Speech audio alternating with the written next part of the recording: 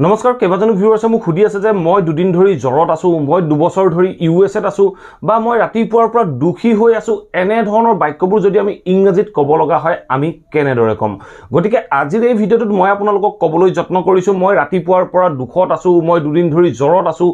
এনে ধৰণৰ বাক্যবোৰ আমি কেনেদৰে অতি সহজে ইংৰাজীত ক'ব পাৰো আশা কৰো ভিডিঅ'টো আপোনালোকে নিশ্চয় ভাল পাব আৰু ভিডিঅ'টো আপোনালোকৰ বাবে ইম্পৰ্টেন্ট হ'ব গতিকে আপোনালোকে ভিডিঅ'টো স্কিপ নকৰাকৈ শেষলৈকে চাব আৰু যদি ভিডিঅ'টো চাই ভাল পায় লাইক আৰু শ্বেয়াৰ কৰি যাবলৈ সমূলি নাপাহৰিব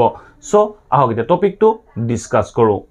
আমি যেতিয়া বাক্যটোৰ দ্বাৰা কওঁ তাই দুদিন ধৰি বেমাৰত ভুগি আছে তাই দুদিন ধৰি বেমাৰত আছে বুলি ক'বলৈ যাওঁতে আমি বাক্যটো কোনটো টেন্সত ক'ব লাগে আমি ক'ব লাগে দুদিনৰ আগৰ পৰা তাই বেমাৰ হৈ আছে আৰু এতিয়াও হৈ আছে আমি বাক্যটো ক'ব লাগে পাৰফেক্ট কন্টিনিউয়াস টেন্সত কিন্তু এই বাক্যটো চাওক মই কি কৈছো তাই দুদিন ধৰি বেমাৰত আছে বুলি কৈছো মই তাইৰ কোনো এক্টিভিটিৰ কথা কোৱা নাই মই কোনো ক্ৰিয়াৰ কথা কোৱা নাই যেতিয়া আমি কোনো ক্ৰিয়াৰ কথা নকওঁ যেতিয়া আমি কোনো এক্টিভিটিৰ কথা নকওঁ তেতিয়া আমি বাক্যটো সদায় ফৰ্ম কৰিব লাগে পাৰফেক্টত আমি তেতিয়া বাক্যটো ক'ব লাগে পাৰফেক্টত সো আমি পাৰফেক্টত কেনেদৰে ক'ম তাৰ কেইটামান এক্সাম্পলৰ মাধ্যমেৰে বুজিবলৈ যত্ন কৰো এতিয়া আপোনালোকে স্ক্ৰিনত চাৰিটা বাক্য দেখি আছে সো প্ৰথম বাক্যটো সব কি কৈছে সি ইজ ইল মানে তাই জ্বৰত আছে মই যদি বাক্যটোৰ দ্বাৰা ক'ব লগা হয় তাই দুদিন ধৰি জ্বৰত আছে এই বাক্যটো আমি প্ৰেজেন্ট পাৰফেক্ট কন্টিনিউয়াস টেন্সত ফৰ্ম কৰিব লাগিছিল কিন্তু প্ৰেজেন্ট পাৰফেক্ট কন্টিনিউয়াস টেন্সত ফৰ্ম কৰিবলৈ যোৱাৰ লগে লগে আমাক এটা ভাৰ্বৰ দৰকাৰ হ'ব আৰু ভাৰ্বৰ কন্টিনিউয়াস ফৰ্ম ইউজ কৰিব লগা হ'ব কিন্তু এই বাক্যটোত চাওক কোনো ভাৰ্ব নাই এটা হেল্পিং ভাৰ্ব আছে বা বি ভাৰ্ব আছে ইজ আছে সো যেতিয়া এনে ধৰণৰ ষ্টেট অফ বিইঙৰ বাক্য হয় তেতিয়া আমি তাক প্ৰেজেন্ট পাৰফেক্ট টেন্সত ফৰ্ম কৰিব লাগে আমি প্ৰেজেন্ট পাৰফেক্ট টেন্সত এই বাক্যটো কেনেদৰে ফৰ্ম কৰিম তেতিয়া আমাৰ সাবজেক্ট কি আছে সি আছে সি ঠাইত আমি সি এ লিখিম সি এতিয়া চাওক সিৰ লগত প্ৰেজেন্ট পাৰফেক্ট টেন্সত হেজ লাগিব আমি কম সি হেজ এতিয়া চাওক ইয়াত আমি ইজ ব্যৱহাৰ কৰিছো এই বাক্যটোত আমি ইজ ব্যৱহাৰ কৰিছো ইজৰ থাৰ্ড ফৰ্ম আমি ব্যৱহাৰ কৰিব লাগিব ইজৰ থাৰ্ড ফৰ্ম কি বিৰ প্ৰেজেন্ট ফৰ্ম হ'ল am is are past form হল was and were আৰু past participle form হল been আমি গটিকে এই ইজৰ থাৰ্ড ফৰ্ম been আমি ব্যৱহাৰ কৰিব লাগিব আমি কম she has been তাৰ পিছত আমি কম ill she has been ill তাই জ্বৰত আছে she has been ill এটা তাৰ পিছত মই কি কৈছিলো দুদিন ধৰি বুলি কওঁতে আমি ক'ব পাৰো for 2 days এনে ধৰণে আমি বাক্যখিনি ফৰ্ম কৰিব লাগিব আমি কলো যে she has been ill for 2 days তাই দুদিন ধৰি জ্বৰত আছে এনে ধৰণে আমি বাক্যখিনি ফৰ্ম কৰিম আমি যেতিয়া এনে ধৰণৰ ষ্টেট অফ বিইঙৰ বাক্য আমি যেতিয়া প্ৰেজেন্ট পাৰফেক্ট কন্টিনিউয়াসত ক'ব লগা হয় তেতিয়া আমি বাক্যটো সদায় প্ৰেজেন্ট পাৰফেক্ট টেন্সত ফৰ্ম কৰিব লাগিব এতিয়া চাওক নেক্সট এক্সাম্পলটো কি কৈছে চাওক he is in his room হি তাৰ ৰুমত আছে ধৰক আপুনি ক'ব লগা হ'ল হি 2 ঘণ্টা ধৰি তাৰ ৰুমতে আছে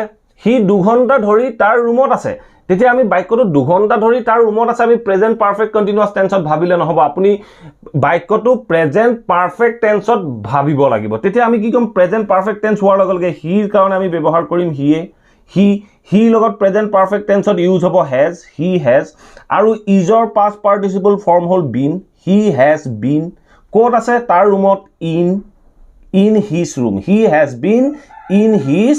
room আমি এনে ধৰণে বাক্যটো ফৰ্ম কৰিম he has been in his room হি তাৰ ৰুমত আছে কিমান সময় ধৰি 2 ঘণ্টা ধৰি বুলি কৈছো he has been in his room এটা 2 ঘণ্টা ধৰি বুলি কওঁতে আমি ক'ব পাৰো for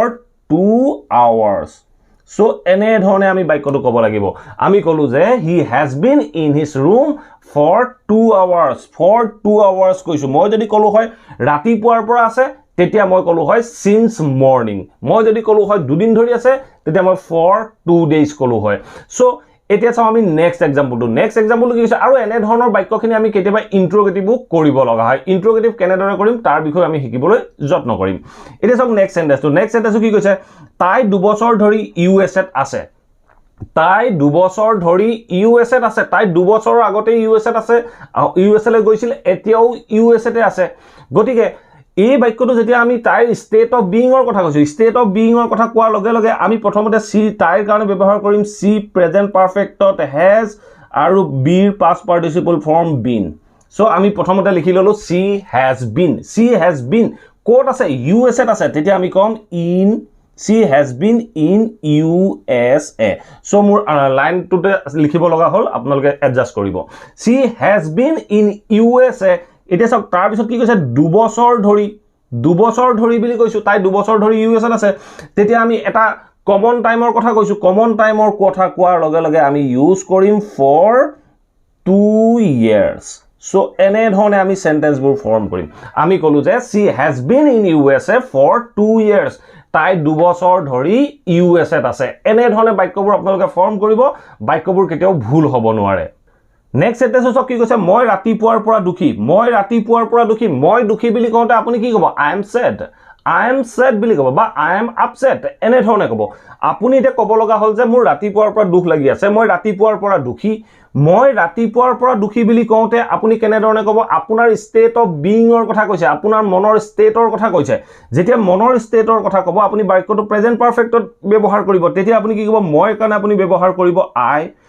I লগত সদায় প্ৰেজেন্ট পাৰফেক্টত ইউজ হ'ব have I have been তাৰ পিছত চাওক মই দুখী বুলি কওঁতে আমি ক'ব পাৰো I have been sad ক'ব পাৰে I have been upset ক'ব পাৰে so I have been sad মই দুখী কেতিয়াৰ পৰা মই ৰাতিপুৱাৰ পৰা দুখী বুলি কওঁতে আমি বাক্যটো ক'ম I have been sad তাৰ পিছত ৰাতিপুৱাৰ পৰা বুলি কওঁতে আমি ব্যৱহাৰ কৰিম since ৰাতিপুৱাৰ পৰা কাৰণে আমি ব্যৱহাৰ কৰিম morning so আমাৰ sentence to complete হল আমি বাক্যটো কলো যে I have been sad since morning মানে মই ৰাতিপুৱাৰ পৰা দুখী আমি কেতিয়াবা এনেকুৱা প্ৰশ্নও কৰিব লগা হয় ধৰক মই এই 3 নম্বৰ এক্সাম্পল লৈছো তাই 2 বছৰ ধৰি USA আছে এই বাক্যটোকে মই আপোনালোকক ইন্ট্ৰোগেটিভ কৰি দেখাবলৈ যত্ন কৰিছো সো আপোনাক ধৰক কোনোবাই হুদিলে যে তাই কিমান দিন ধৰি USA আছে তাই কিমান দিন ধৰি USA আছে বুলি কওঁতে আপুনি এই বাক্যটোৰ আৰম্ভণিত আপুনি ব্যৱহাৰ কৰিব লাগিব how long সো এই বাক্যটো মই আপোনালোকক লিখি বুজাই দিবলৈ যত্ন কৰিছো তেতিয়া আমি এই বাক্যটো কেনেদৰে কম আমি প্ৰথমতে ব্যৱহাৰ কৰিব লাগিব how long মানে হল কিমান সময় বা কিমান দিন how long তাৰ পিছত সব কি কৈছে তাৰ পিছত বাক্যটো কৈছে কিমান দিন ধৰি তাই USA আছে তাই বুলি কোৱাৰ লগে লগে আমি ব্যৱহাৰ কৰিম how long has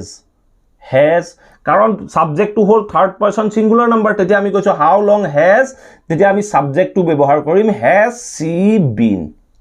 how long has she been ক'ত আছে in USA তেতিয়া আমি কম in